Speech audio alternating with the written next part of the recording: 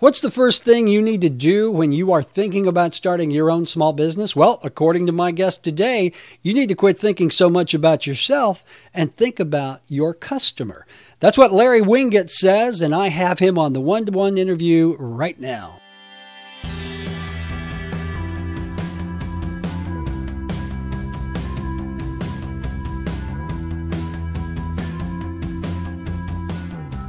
Hey guys, welcome to the Digital Entrepreneur Show. This is the one-on-one interview series. My name is Tim Knox, and this is the show where I go one-on-one with successful entrepreneurs, be them digital or not, and we talk about all things digital as far as entrepreneurship, how to use it to build a business. And today, I got to tell you, my guest is a guy that I have bugged for many years, like a tick in your ass, Larry Winget. I will not leave you alone. How are you? You know, I'm glad to be here. I'm good, Tim.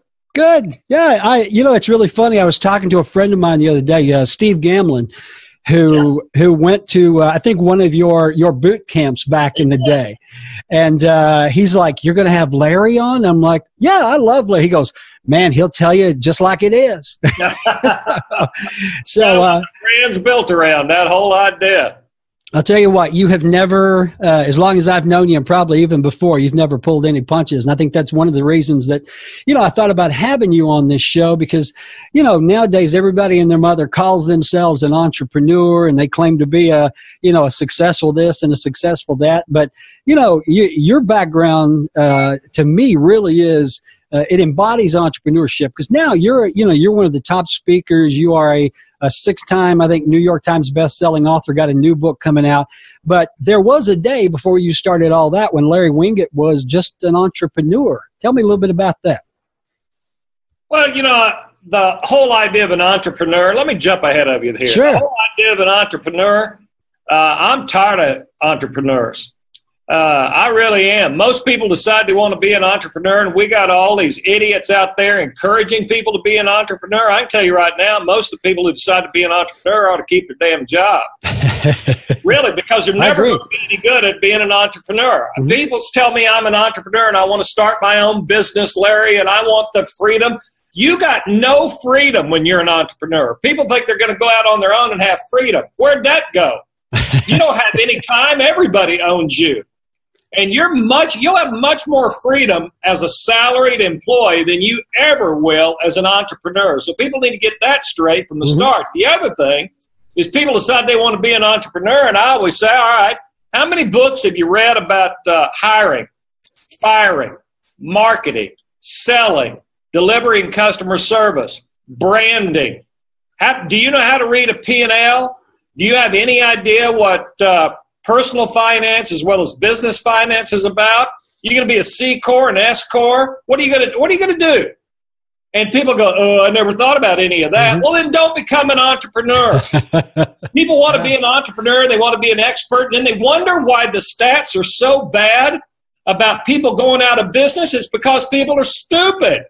Get some education before you decide to go out on your own, and you're the only one you got to rely on for your income. See, this is why I wanted to have you on the show, because this is not a touchy-feely show, man. This is, I'm there with you because I have all these people. Well, I've got a great idea for a business, and I want to do this, and I want to do this, and I ask them the same questions you do.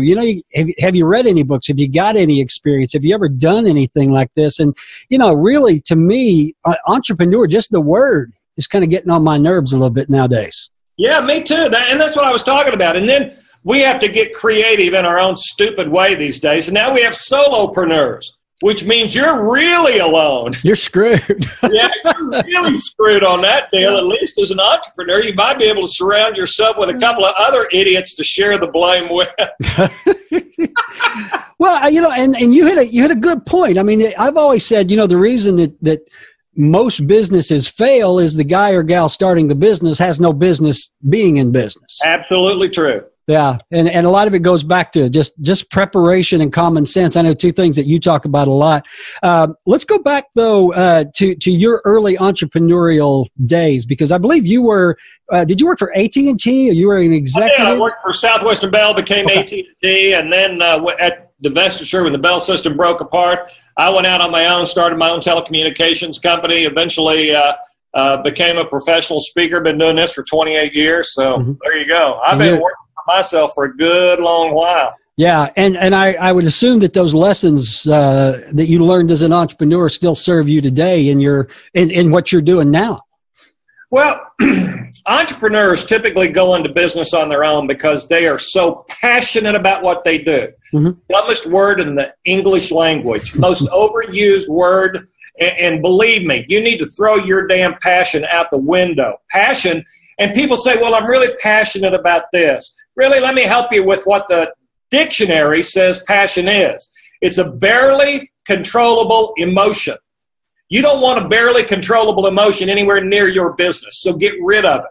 Right. We're paid for the value we bring to people, and nobody ever paid you for your passion. I've never been paid once for my passion because my passion is sitting on my back patio right where I am right now with a good cigar, a nice glass of bourbon, my bulldog, my wife sitting next to me, listening to Merle Haggard playing in the background. That's my passion. Nobody's been willing to pay me for that. So, and because of that, I have to focus on the value I bring to people's lives and people's businesses.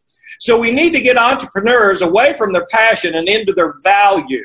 And if you can't define what you do in terms of value to others, what business problems do you solve? And if you can't clearly articulate the problems that you solve and the tangible cost of those problems to a company, then you're never going to be able to sell your services because your solution has to cost less than the problem is costing them. Most people never figure out what problem they solve or how much it costs people to have that problem. Is that why you think so many businesses go under? And I mean, I agree completely with you. I'm passionate. I eat, live, breathe, and sleep this idea. Well, that's great, but how are you going to execute that? And number one, who are you going to sell to? You know, I hear that all the time. What are people buying? Exactly. You gotta remember, what are people paying for? And nobody's ever paid for passion. You know, if I was a speaker who was passionate, I'd go be a street corner preacher. Those people are passionate. They're not making any money. Right. You know, but they're passionate about their message, about what they have to say. People aren't going to pay them for it. That's why they're standing on a street corner. When you decide it's time for you to get paid, you got to go past passion and think of value, think about hard work, think about excellence, think about how you're going to stand out from everybody else. Those are the things you got to figure out, and you need to figure them out in advance, not in arrears. You know, to be broke, to be failing yourself and your family and look back and say, maybe I should have done something a little different. It's too late. I agree, man. I tell you what, I haven't talked to you in a while. I forgot how worked up you get, dude. I'm not worked up at all. You know, I'm not passionate at all. This is, if folks don't know Larry Winget, this is actually Larry calm. Exactly. This is not Larry wound up. We'll get there. So, well, listen, I want to talk a little bit about the online part of this because, you know, nowadays there's so many entrepreneurs, and I'm using the finger quote here, that just want to jump online. You know, I'm going to get online. Hell, I'm going to sell T-shirts, or I'm going to open an eBay business. I'm going to do this or that. And they don't even think about the fundamentals of entrepreneurship and customer service and that sort of thing. And I always try to say, you know, you don't even have the basic building blocks. So when someone comes to you and says, hey, I'm going to start this website and be rich by Friday, let me guess what your response is. You know, I love people to come to me and say, here's what I'm going to do. I'm going to shoot a video, and then that video is going to go viral. Oh, yeah. Yeah. Unless there's a kitty cat in it, or Kim Kardashian's butt, that video is not going viral. Right. You don't create a business video that goes viral. At best, it might be shared a few hundred times. I've got videos that get shared sometimes thousands of times. And that's terrific, but that's not viral. And so you can't sit down and plan that sort of thing. And when people say, I'm just going to create a website, you know, it's like that old saying, you know, that's been around for hundreds and hundreds of years, create a better mousetrap and the world will beat it. Work that way, it doesn't happen that way. It still goes back to exactly what I said a minute ago about adding value to people's lives and people's businesses. So I'm always going to ask them, how does your website add value? And how are you going to attract a follower? people come to me and said, I'm going to write a book, Larry. I've written a book. Now here's my book. How do I sell it? Well, maybe you should have built a following, a fan base, ahead of time so you have people to sell it to.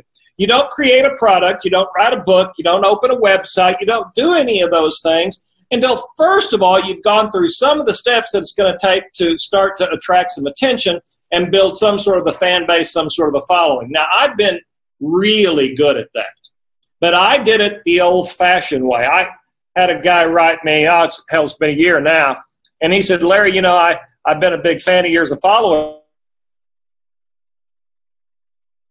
on Twitter and Facebook and Instagram and LinkedIn and all those things, and I want to talk to them about how they built their list. And I said, you don't want to talk to me because I didn't do mine like all the other people, and I knew the names he was talking about. He showed some of them to me. I know how they built their list. They bought their list for the most part. And here's what I tried to explain to him, and I try to explain to other people who come to me. A following is a list, but a list is not a following. And there's a big difference. My list, the people who follow me on all those social media platforms, that's truly a following for me because I built them the old-fashioned way, one at a time, by adding tangible benefits on a regular basis, which in my case, it's daily, that I stay very focused on my point of view, and I make them think. I try to remind them of the pain points in their life and their businesses around taking responsibility, their money, parenting, their business, all the way down the line. I create a pain point, so now they're reminded of that pain point, and they start to say, I need a solution because he has jabbed me and reminded me that hurts, and I need a fix for that. And then I offer myself, my books, my services, my speeches, my coaching, whatever, as a solution to that. Now, Tim, that works. I don't care if you own a dry cleaners. That'll work for you. Yep. If you are posting regularly about the pain people have in their lives around dirty clothes, not taking care of their clothes, what happens when you go to a hack who is a dry cleaner, and all the pain associated, they lose your stuff, they stain your stuff, they don't get your stuff clean. In my case, they don't starch my jeans as stiff as I want them, you name it.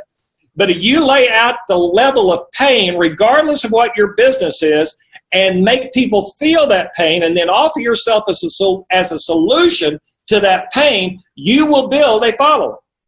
So really, the first thing someone should do if they're thinking about being an entrepreneur is identify a problem they're going to solve and how they're going to bring value to that problem and ease that pain. Absolutely. Yep. And most people just are so in love, so passionate, so carried away with the fact that their best friend said, oh, you'd be so good at that, you should start doing that for a living. Right. And you've never sat down and gone through this process of, first of all, what pain is out there that I have a solution to? And then, of course, the next step is, how many people have that pain? Right. Are there enough of them that I can make a living? Understanding that you're new, you're going to be competing with people who've been doing it a whole lot longer than you are, probably have a better solution to the same pain point that you do, may charge less than you do. How are you going to compete? And it's the people that don't think about all that stuff and just dive in because of their passion that typically go belly up. Yep. Yeah. I want to talk a little bit about your business because you are a speaker, an author. You also, I think, you're doing coaches and I think even summits and boot camps still. How has the internet changed what you do? Because I can remember I ordered your boot camp CDs and DVDs 15 years ago, when you were selling them in packages like that. How's the internet changed Larry Winget's operation? Well, in so many ways. First of all, it allows me to reach a whole lot more people. And because I could reach more people, I could also grow the size of that list exponentially simply by adding the value that we've been talking about. Because people who see value want to share it. People who see selling and marketing going on, nobody wants to share that. And so way too many people immediately start selling on the internet, and I just try to serve through my posts and so forth and add value. When you do that, people start to see you as a resource, and they're happy to share what they consider to be solutions and their resources with other people. They don't share marketing and sales pitches. So that's one thing people, when they go online, need to be reminded of. So I can reach a whole lot more people through the internet than I was ever able to do before. The other thing is that it's cut down on my inventory. When you're selling audios and videos and all that sort of stuff, I used to have to do it with, way back, VHS tapes and audio cassettes. Then we went to DVDs and CDs, and now I don't have any of that stuff, none. It's all downloadable. So it allows you to create some passive income that I don't have to actively be involved in the selling of. That's a big deal. Once you have a presence and a following on the internet, that you can start to take advantage of that presence and that following by creating products and services that will allow you to create passive income. So you're not, in my case, actively on the road every single day, standing in front of audiences to sell. I can remember you talking about the good old days when I think it was Vic, and you guys would pack boxes and go to the post office and, spend the day doing that. So talk about how it has helped you brand, because, you're whether you like it or not, you're famous. You're one of the most famous guys with a handlebar mustache that I know. And, you've written best-selling books. You're on Fox News. You had your own TV show for a while. Talk about how, digital media, be it a website or a blog or whatever, and then we'll talk about social media. How have you used those tools to really build the Larry Winget brand and elevate things for you? The way you do that is, one, you have a singular point of view, an opinion that you build everything around. Now, my point of view is very, very clear. And again, this applies to everybody. I'll go back to, you can be an automotive repair shop. You can be a dry cleaners. You can sell cigars. I don't care what you do. You can still brand yourself because you have a point of view, an opinion on which you have built your business and by which you run your business and the way you serve people. My singular point of view is your life's your own damn fault. So, and that applies to everything. And I wrote 6 best-selling books all about different topics, but they still have that core message about personal responsibility and taking personal responsibility, whether it be around your money, your parenting, your business, your life, your relationships, all of those things with that core central message. And when every single day I post and everything that I say and do and every video that I shoot, including this one right now, this interview with you, emphasizes that core message, then you become known for that. And that was the key to my television show, the commercials that I shot. It's the key to all of my appearances on whatever news channel I'm appearing on. When Fox calls me and says, Larry, here's the story, they know what my point of view is. They just don't know how I'm going to say it this time, but they still know what I'm going to say. When everybody who follows you has such clarity around who you are and what you do and what your beliefs are and what your values are and how you serve them, then they start to count on you for that. And that's what the internet will allow you to do. And in my case, it certainly allowed me to do that on many platforms. I do a lot of stuff, but I have a singular message. I also have a look.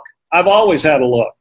And when people can associate, and sadly, people think branding is about colors and all that sort of stuff, and it's not. I don't care what your colors are. The point is that you have sort of a look that goes along with your theme.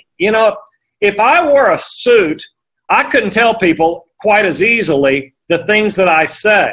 But because I dress the way I do, look the way I do, talk the way I do, deliver my message, and that's all the internet does for you. That's all social media is. It's just like me standing on a stage. It is a tool by which to deliver my message. But when my message has that kind of clarity and is delivered in the same style and manner every single day, that's what you will become known for. I can go to the average business's website, and it doesn't matter whether it's a restaurant or whatever, and I should be able to figure out what their core message is, what their opinion is, what their point of view is. I mean, really, especially as a restaurant. I can go to, and I eat out a lot, love to eat out, love fine food. But I should be able to go to that restaurant's website and say, here is their point of view. Their point of view might be farm fresh. Their point of view might be French cuisine. If I want fine dining, and everybody ought to reach that point, they want to be at the top level. I wouldn't go to TGI Fridays because, they're making everything. And so do you want to be that person that stands out, or do you want to be that person that just offers everything? I should be able to go to your website, your social media, anywhere that you have a presence at all, and figure out what you stand for, who you are, what you believe, and how you represent yourself with one central thing. So really, it's kind of clarity of message. It's what do you stand for, and here it is. Do you remember, but before you got to this point, I would imagine there's some evolution there. Was there a time when you were kind of all over the place before you honed in? There was a time that I did leadership training and sales training and customer service training and all that, and I think everybody in my business starts out being willing to say and talk about anything, and it's because people in my business are typically well-read, and we have an opinion about most things. And I could have stayed very successful doing most of those or any of those. But when I got great clarity on who I was and what I really believed, and I sort of became, the way I did it is I became that sort of anti-motivational speaker, the guy who moved away from sort of all that happy motivational crap. And that's why my first book became a bestseller. It was positioned well by saying, shut up, stop whining, and get a life. Nobody said that before. People went, whoa. Somebody just told me, shut up, stop whining, and get a life, when everybody else is telling me to love myself and that, you know, you're okay and I'm okay. And my response to that is, no, chances are you're an asshole and I don't like you. You know, when you look at what's going on, how do you position yourself? I was good at positioning myself differently. I remember the first time I heard you do the shut up, stop whining, and get a life on stage. It was it was a video, I guess, and I am just dying. And my wife comes in and she's like, what's so damn funny? I'm like, listen to this guy. He's, you know, because it was so different from most things that you expect from a speaker, all the goody-goody motivational feel-good stuff. And happy crap. The happy crap. And I think, and that's, you know, at least in my mind, that's what I like about you is you don't peddle the happy crap. You peddle the truth. And I think you have to do that as a speaker, but you also have to do that as an entrepreneur, right? Absolutely. And again, what we're talking about right now is me being a speaker, but every one of the principles that we talk about, and I speak about principles. I'm not big on becoming so niche that I could only have this stuff work for, you know, somebody in the financial services industry, the insurance industry, or whatever. The principles that I built my business on and the principles that I teach do work for everybody. Everything that I've just said about how I built my following and so forth, that'll work for anybody. And that's what we need to remember. We need to get more principle-based in what we offer. And the principles that I talk about, take responsibility, you know, have a set of values, market around those, have a central message, have great clarity in who you are and what you are and what you do. And by the way, the best way to do that is to figure out who you aren't, and what you won't do. And most people are so busy figuring out who they are and what they will do that they don't do it the way I believe it should be done, which is actually kind of backwards. I'm not willing to do this. This is not who I am. This is not what I want to do. And once I have great clarity in what I'm unwilling to do and who I am unwilling to be, sort of what I am left with is who I am and what I'm willing to do. Yeah, you see, so many people, instead of wondering, who am I and what should I do, a lot of them are, who do I want to be like? Who do I want to copy? Who do I want to mimic? And, I had a guy the other day send me a video of him, and he walked on stage with Save a Horse, Ride a Cowboy, which is my play on music. He walked on with, the mustache, and he walked on with the cowboy shirts and the boots and all that. And he's sending me his little video clip of him coming on stage, and he said, Larry, I just want to thank you so much for giving me the ability to be me. I said, it looks to me like I gave you the ability to be me. Did he tell the starfish story? Might as well have. He was just a copier. And see, that is a big problem. We have a lot of hacks out there and say, if I could just do exactly what he does, should I have people who copy everything that I've done? From stealing the material, but stealing a style, stealing the way I do my memes, stealing all of that stuff, and they think that's going to make them stand out in the crowd. No. And here's what I tell people. If I see your stuff and think of somebody else, you built their brand, not yours. Right. And so when people, and they don't buy this, I tell speakers all the time, you're building my brand when you copy me. You're not building your brand. And again, this works for every single business out there. We tend to look at the leaders in any business and we say, I'll just do what they do. And then you're never going to be anything but an also-ran. You know, the smartest thing I've ever said is discover your uniqueness and learn to exploit it in the service of others. That's how you're guaranteed success, happiness, and prosperity. Right. But discovering your uniqueness is the hard part. And typically you do it, as I just said, by figuring out what your uniqueness isn't. Not what it is. What isn't it? And it isn't what somebody else is already doing. Well, what's funny is he sent you a video all proud of the fact that he was trying to clone you. Yeah, that's just stupid, isn't it? He does not sound like the sharpest tool. I did write a book called People Are Idiots, and I can prove it. Yeah. Well, you know, that's funny. If we just reeled off the names of your books, you talk a lot about personal responsibility and about how most people don't accept it, but you also talk about the financial side of things. Talk a little bit about, especially from a business standpoint, how either a lack of planning or a lack of financial responsibility torpedoes a lot of these entrepreneurs. Well, again, I have a lot of people who want to go off and do what I do and start businesses and so forth. And I always ask them, how long can you survive without making any money? Mm-hmm. They always say, well, you know, my product and services is so hot that I'm going to start making money right from the start. Okay, I'll give that to you. Chances are you will. But what are you going to do when you run out of friends to sell to? You know, it's like people who go into all those MLM companies. They end up selling soap and cosmetics and all that. They do great their first month. But then they run through their 200 friends and associates and friends of friends, and they're left with nobody else. And most entrepreneurs start by selling to their friends and their relatives and their friends of friends. And then when that small little group, typically about 200 people, is gone, they're out of business. Right. So that's why it's very important. How long can you last making nothing? I mean, nothing. Yeah. How long? And people say, well, I can't last. Then don't go into business. Yeah.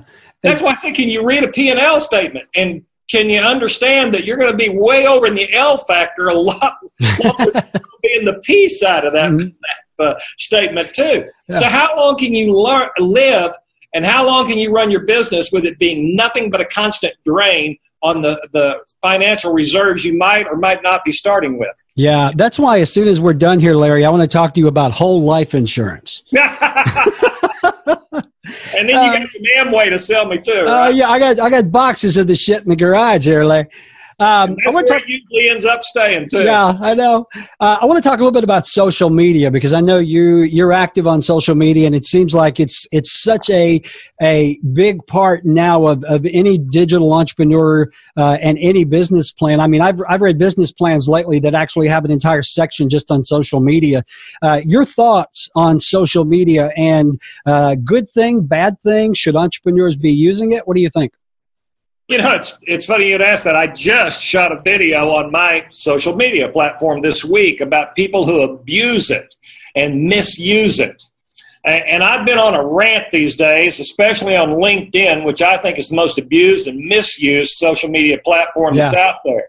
It's because people will request, this is one I just had happen day before yesterday, people will request to become linked to me. Well, I don't know what the hell that means. I got thousands and thousands of tens of thousands of people who are that way with me, but they're linked. And so I'll accept it. And instantly I get this message. I got one day before yesterday from a guy who says, Larry, thank you for accepting my invitation on LinkedIn. I have some solutions to your problems, and I'd love to collaborate with you. Right. And I knew what was coming. So I wrote him back and said, great, I'm always looking for solutions to my problems. What problems do you believe I have? And so he wrote back, he said, I'm sure there's several. And I wrote him back and I said, name one. Name one problem that you believe I have since you've known me all of 5 minutes. Name one problem you believe I have. He said, well, I can help you take your published books and get them in audio. I wrote back and said, if you'd have done 30 seconds worth of research and gone to Amazon or gone to Audible, you'd see that all my books are already on audio. So again, you're selling a solution to a problem you have not identified that I have.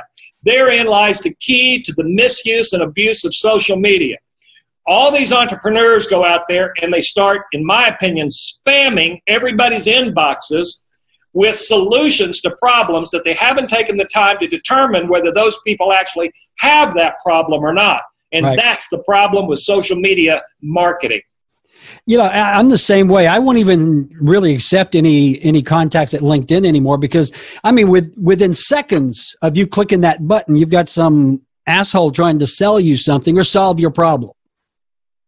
Yeah. What are your thoughts on Facebook and some of the more social, if you will, platforms, using those as far as your business goes and that sort of thing?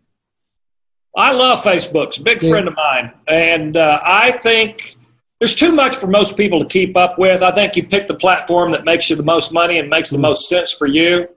My buddy Joe Calloway loves LinkedIn. I hate LinkedIn. He says he gets speeches from LinkedIn. All I do is piss people off. And that's fine with me. I don't care. There's got a lot of people I'm pissing off who love to see what I post every single day, though. I don't like Twitter. I just find it annoying. Some people love Twitter, and their whole conferences being held. I just spoke at one, and they taught people how to make money on LinkedIn and Twitter. That's fine. So whatever one you identify with and get good at using, that's fine with me. I've chosen Facebook because of my brand. People want me to respond and interact. Mm-hmm. I say things that tick people off, that cause conversation. That's my goal every single day, is to provoke people to the point that they start to think. And many people will disagree with me. I'm fine with anybody respectfully disagreeing with me. I don't allow any disrespect. But here's what's interesting. When people start to disrespect me, I don't have to defend myself. The fans will step in and defend me for me, which is much more powerful, by the way. So I've chosen Facebook, and again, it goes back to some of what we said earlier. I use Facebook to get people thinking, to further my point of view, my opinion, my thoughts, and my ideas, and pull them in as fans and followers. Now, here's what you have to do. You have to be willing to take a stand. Most businesses aren't willing to take a stand. So what do you really believe? What do you stand for? What value do you bring? And who is this for? And market to those people. And again, this will work for dry cleaners like it works for a speaker and author. But the way you do that, I get about 1,000 new people a month on Facebook. That's pretty good. But I lose about 500 people a month, giving me a net gain of only about 500. Right. Here's the deal. I tell people, speakers, that all the time and go, oh, my God, it's a shame you're losing those 500. No, they needed to go away. I'm solidifying the base that's left. How many people do you need following you to make you a living? Less than you believe, if they're truly dedicated fans and followers. So I am constantly trying to hone down the group of people who follow me, and believe me, I know they're not friends, who follow me, so they really do want my message. And here's what I also know. I have people who hate me. I mean, hate me, despise me, send me death threats, say terrible things, and they buy everything that I produce. Probably just so they'll have more to hate me for. But the point is, it's a business. Right. So they're still buying my stuff. And if I make people think, then I win. Yeah. I talk to so many people, and I know you do too. They love to brag about their big numbers. I've got 5,000 friends. I've got 5,000 followers. Those are just numbers. How many of those are actually responsive, and how many really give a damn about what you have to say and might put money in your pocket, whether they love you or hate you, right? Yep, absolutely. That's right. Yep. And so that's what you have to be focused on. And you're right. So many people brag about their numbers, and their numbers don't mean anything. That's what I said a while ago, when you have to understand that your following is a list, but your list may not be a following. My list is following. Yeah, and I was going to bring that up. It is just like the list, because it's the same thing. I've got a huge list. Well, yeah, how many dollars do you pull out of that list every month? Yep. So, numbers really don't account for much. I want to talk really quickly about how you are using audio and video online, because you got a really good YouTube channel. I see you online a lot of times. That face will just pop up in my mailbox sometimes. So talk about how you are doing it, because you're doing it really well. Well, thanks. I do have a YouTube channel that I shoot regular stuff. I do, and it's all about being interactive. Mine's an Ask Larry Anything sort of deal for the most part. So people ask me questions, I answer their questions. I put all of the things that I shoot on television. All my appearances go on there. So it reminds people that I'm out there doing what it is I do. I'm very active at shooting video for use on Facebook, and then I share it to all the other stuff. I do a lot of Facebook Live stuff. So anything that you can do that puts your face out there, that drives home your message, the clarity of your message, as I said earlier, and builds your point of view and your brand in these people's minds so they start to see you as a resource will help you. There's one thing you said there that really kind of sparked my ear, because I tell a lot of people, just because you have the ability to go live does not mean you need to go live. Because you see so many live broadcasts. I mean, talk a little bit about that. I mean, you know, it's like my friend Ron White said, I had the right to remain silent, but I lack the ability. Exactly, and that's a good line. And the problem with most people is they've fallen in love with their own voice. Yes. And they're the only ones. Yeah. And sadly, people don't know how to be interesting. You still have to be interesting. Now, you know, I'm kind of like that old Zig line. I don't set any records. Is the cross-eyed discus thrower. I don't set any records, but I do keep the crowd alert. Right. And that's always sort of been my approach. I can keep the crowd alert. Hell, I can tell you right now, you will post this video that we're doing, this interview right now, and there will be people who will respond to the fact that how disrespectful of me to be doing an interview with a cigar in my hand. Yeah. You know what? But that triggers people, and it keeps them paying attention, and it makes them watch. So that's fine with me. So, well, that's a good question there, because you talk about interactivity and how you're able to interact with your audience and with followers and fans. And I think a lot of that is evoking emotion, don't you think? Getting a response, whether they don't like you smoking a cigarette or they love your book or what have you. Do you enjoy that interactivity? I do enjoy the interaction. And by the way, that's why people come to my page to see what I will say in response to them. And I do answer their questions. On a Facebook Live, I look at what they're posting over here. I comment on what people are posting. I like it when people disagree. I like the tussle. I really do. And so that's kind of fun. And people enjoy watching the exchange I have with people. But what you said about touching an emotion, whatever it is you're selling, I don't care what it is, it ought to touch an emotion. There are only 4 basic emotions: glad, sad, mad, or scared. I can make you all of those things in anything that I do, and I try to touch everybody in some way.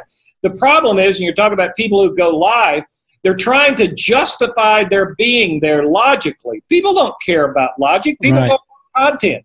People don't want your information. They want you to touch them emotionally and make a connection with them. And if you're unable to make that emotional connection with that glad, sad, mad, or scared thing, then you're not going to be very interesting to them, and they're not coming back a second time. Yeah. What do you think of these daily vloggers? You know, these people that are so damn interesting that they want to show you every aspect of their life every day. I've never known anybody that interesting. I haven't either. I mean, if Heidi Klum were showing up in her bikini every single day, I think after about the 3rd day, I'd go, yeah, I've seen that. And then I'd move on. You know, at some point, nobody's that interesting. I post a meme most of the time. And then once a week, I do a Facebook Live. The other time, I'm posting things that kind of keep people involved, and I interact with people on a daily basis. But I have no delusions about my ability to keep people entertained and engaged and emotionally connected with me all the time. I don't believe it. It seems like a lot of pressure. I'm not that entertaining, folks. I spend 12 hours a day sitting here. Well, hey, I want to talk about the new book because, you know, your books, and it's not just because we're buddies. I love your books. Every time you go new, and I have to get it and go, okay, what's he pissed off about now? Who is he setting straight? And the new book is What's Wrong with Damn Near Everything, How the Collapse of Core Values is Destroying Us, and How to Fix It. Tell me about this one. Well, you're right about what's pissing me off now. Every single book that I've written has been as a result of something pissing me off. You know, from people who are broke to people who are lousy parents, right down the list. And the last one, Grow a Pair, How We Become a Society of Weenies. And this one, I sort of looked at what's gone on in society, especially in America. in the last year or so. When you look at the fact that our elections have divided us so much, and we've become so hateful and so mean, and everything has to be so divisive. And when you look at safe zones on campuses and how ridiculous it has become, and on and on and on, and same in businesses and lousy service and everything, I think it comes down to a collapse of core values. Yeah. And we've forgotten how to be respectful. And we've forgotten how to just be nice and add value. And we don't build our lives and our businesses on honesty and integrity. We build them on hyperbole and convenience instead. And those are mistakes. And so when I go look at every single area of society that I could think of, from people's monies to their politics to their kids to our educational systems, and I said, what core values and the loss of those core values led us to this point? And that's what I do in the book. I break down all of the problems and the issues I see going on in society, and I tie them back to the loss of core values, and then talk about how we have to start bringing those core values back to our families and our personal lives and our politics and our businesses and our educational systems. Yeah, give me one example of a core value that we have gotten away from. The easiest one is respect. You know, people they don't seem to understand what respect really means. You know, if you park, and you'll see this today, anybody out driving around today, if you park in a handicapped zone and you're not, that's not because you're an asshole. That's because you don't respect the person who might need that parking spot more than you. You don't respect them. If you cut me off in traffic, it's not because you're in a hurry. It's because you don't respect me enough to allow me to go ahead. That's why you cut me off. That's a respect. When you look at the core value of honesty, and you ask any person in America today, do you believe in the core value of honesty? If you walked up to them, they would say, well, of course I do. Then how did we end up with Hillary and Trump as our two candidates this year? I mean, really, they're not honest. I mean, I don't care who you're for, who you were against. I don't care about any of that. Honesty was lacking. And so when you look at our politicians, when you look at the people that we admire, you say, well, people holding their family of value, that's really important to me. And people who disrespect their family, I could never follow anybody that disrespects their family. Then why has Steve Jobs become a god in our country?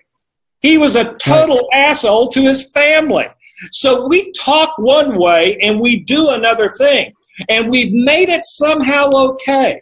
And we've compromised those core values to the point that in business, if it serves us better, in politics, if it serves us better, we don't care about core values. Yeah. And if we got back to core values and lived them and demanded them and enforced them and imposed consequences over them, at least in our own lives, things would look different. How the hell did we get here? Is it a generational thing or just apathy? What is it? Yeah, it's all of those things and more. That's why I wrote the book, Your Kids Are Your Own Fault. It became a parenting issue, that parents their core values have collapsed and they don't reinforce core values in their own kids. Think about this, the phone rings, it happens in every house, and the little kid, 10 years old, answers it and says, somebody on the other end of the line says, I want to talk to your daddy. And so he turns around and says, Daddy, it's John for you. And Daddy says, tell him I'm not here. Yeah. Just taught your kid that being dishonest is okay. Mm-hmm. And those little things. Mm-hmm. Well, and I think you're hitting it right on the head is, the who we are today, and I'm kind of getting off topic here a little bit, who we are today really as a people is not who we were 10 years ago, 20 years ago, 30 years ago. Where do you see this going? Right the direction you've just outlined there. Yeah. I think it's only going to get worse unless we as individuals, and we've got to get realistic about it, unless we as individuals start taking control of our own lives and our own decisions the way we do our businesses. We're so caught up in the fact that Trump might be a jerk, or Charlie Ringle's a crook and he's still being reelected, and so treats me bad in the way they do business, so it's okay for me to treat people bad in the way I do business. Right. And go right down the list that we're looking out there at everybody else and we never look at ourselves. I talked about this recently on one of my deals, that we've got all these motivational bozos out there talking about how we're going to stop things in the world. We're going to stop world hunger. No, we aren't. Sorry, folks, we're not going to. We haven't stopped hunger in Muskogee, Oklahoma. We haven't stopped hunger right here in Phoenix, Arizona, where I live. Don't tell me we're going to stop world hunger. We're not going to do it. We're going to stop abuse. No, we're not. The only thing you can do is stop being abused yourself. And so my idea is that we stop worrying about what's going on in the world and we start focusing on what's going on in our world. I can be honest and add value and treat the people I come in contact with well. That's all I can do, folks. I can take some of my money and donate it to people and organizations that really do feed people. That's how I'll stop the hunger that's going on 2 miles from where I live and 2 miles from where you live. That's all any of us can do. We can't change the world, and we need to stop trying. We need to change our world the best we possibly can every moment of every day. And it comes down to what you have been preaching for years, and that's personal responsibility. Exactly. Yeah. You can't help anybody else. You can't change anybody else. People don't want to change. People don't want to be helped. Right. People change when they want to, not when you want them to. And you'll only change yourself when you want to badly enough. Yeah, but it's not me. It's everybody else, Larry. I'm good. Oh, I know. That's whatever. Just walk out and ask somebody. That's what they'll tell you. Well, you know, they say when the world goes to hell, start selling hand baskets. So, well, I think we've already got a bunch of hand baskets out there ready to go. Yeah, well, I want to announce the opening of timshandbaskets.com on the show here. So, in the time we've got left, Larry, final advice for someone either thinking about starting a business or someone who's already neck deep in it. I know you gotta figure out what your value is and your customer, but anything else? Yeah, figure out what problem it is you solve and what that problem typically costs people, and make sure that the solution that you offer costs less than the cost of the problem. That's how selling actually takes place. Focus on your value and make yourself a resource so people will look to you, and be so clear about who you are and what you have to offer that when somebody says, I have this problem, your name is what comes up. By the way, I love the mustache.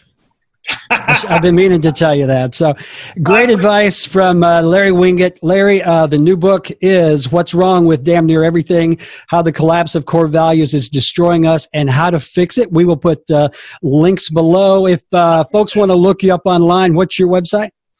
LarryWinget.com, and follow me on Facebook. It's a hoot, Larry Winget's fan page. And interact with Larry. At least on Fridays, you'll be able to see what I'm smoking and drinking. So there you go. Very good. Hey, my friend, this has been a lot of fun. Let's do it again. I appreciate it.